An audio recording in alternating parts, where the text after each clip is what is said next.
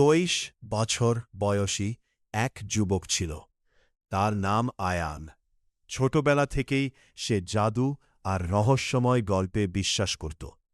এক রাতে পূর্ণিমার চাঁদের আলোয় সে জঙ্গলের ভেতর একটা পুরনো দরজা দেখতে পেল।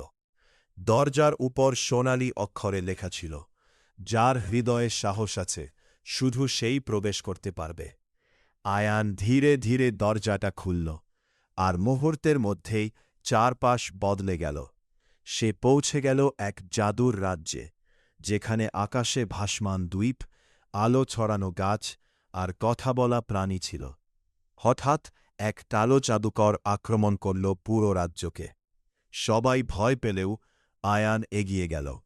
তার হাতে জ্বলে উঠল এক নীল তলোয়ার। সেই যুদ্ধের সময় আয়ান বুঝতে পারল, তলোয়ারের আসল শক্তি তার সাহস আর ভালো মন থেকেই আছে। যেই সে মানুষের জন্য লড়াই শুরু করল, তলোয়ার থেকে বিশাল আলো বের হল, আর কালো জাদুকর চিরতরে হারিয়ে গেল। সেদিন পুরো রাজ্যে আনন্দে চিৎকার করে বলেছিল, তুমি আমাদের সত্যিকারের জাদুকর।